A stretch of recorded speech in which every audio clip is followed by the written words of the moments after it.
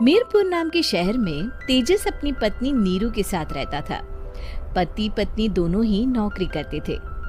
एक दिन तेजस गांव अपनी माँ के पास फोन करता है। हेलो, प्रणाम माँ। जीते रहो माँ, तुम दादी बनने वाली हो हैं?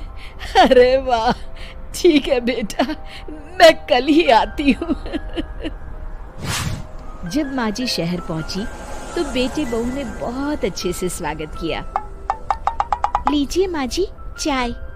अरे गर्मा गर्म पकोड़े ले आओ माँ के लिए। नीरू रसोई में गई और 2 मिनट में ही पकोड़े ले आई। जी ये लीजिए। बहू, जादू से बनाए हैं क्या? अभी तो रसोई में गई थी। यम्मी। माँ जी, शीला रसोई में पकोड़े तल रही है, मैं बस लेकर आई। हे भगवान, मेरा धर्म भ्रष्ट कर दिया तूने। अब तो गंगा जल से शुद्धिकरण करना होगा। दूसरे दिन, माँ जी मैंने नाश्ता बना दिया है, ऑफिस जा रही हूँ।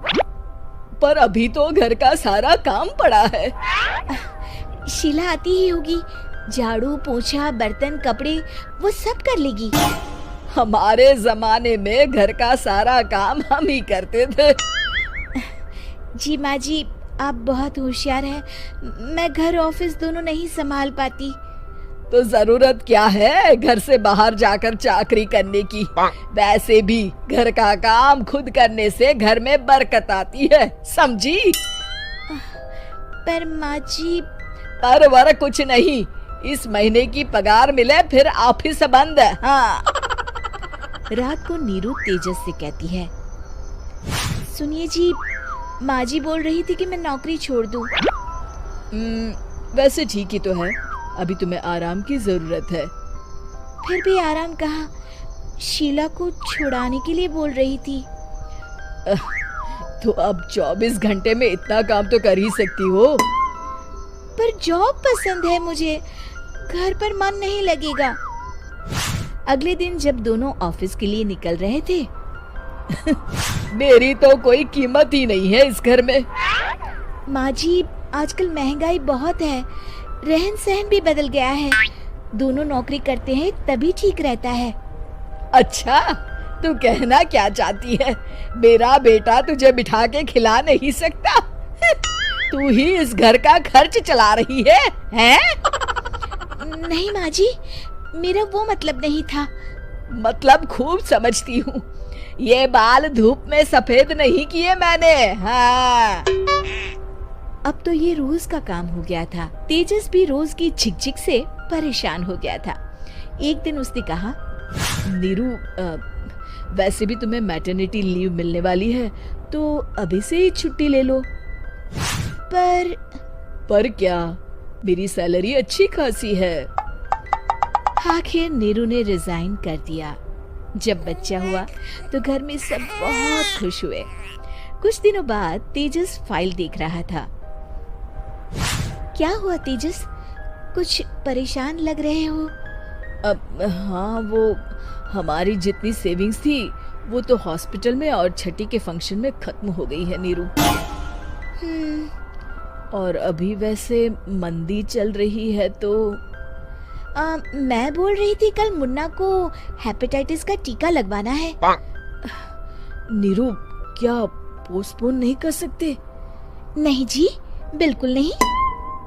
अब तेजस को समझ में आ रहा था कि उससे गलती हुई है।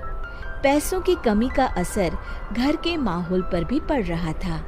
अगले दिन, बेटा मेरा चश्मा और ये दवाइयाँ ले आना, पर्चा देते हुए माँ जी ने कहा। जी।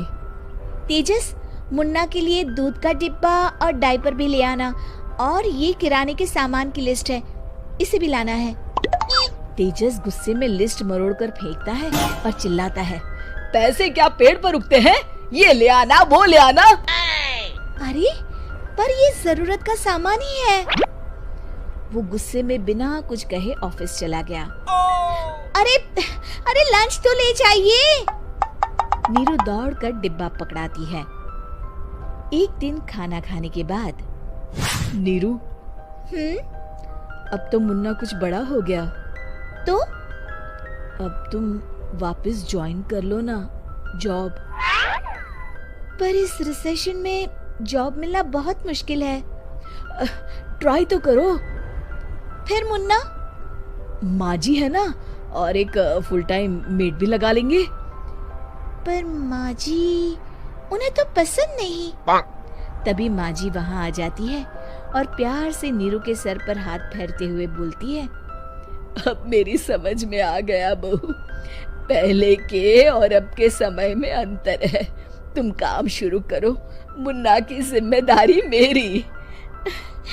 मेरी प्यारी माँ जी। ये कहकर नीरू उनके गले लग गई। शिक्षा, परिवर्तन संसार का नियम है, हमें भी समय के साथ चलना चाहिए। उम्मीद है कि आपको हमारी ये कहानी पसंद आई होगी। कृपया हमारे चैनल को सब्सक्राइब करें और सभी अपडेट्स के लिए बेल आइकन जरूर क्लिक करें। और हाँ, वीडियो लाइक और शेयर करना मत भूलिए।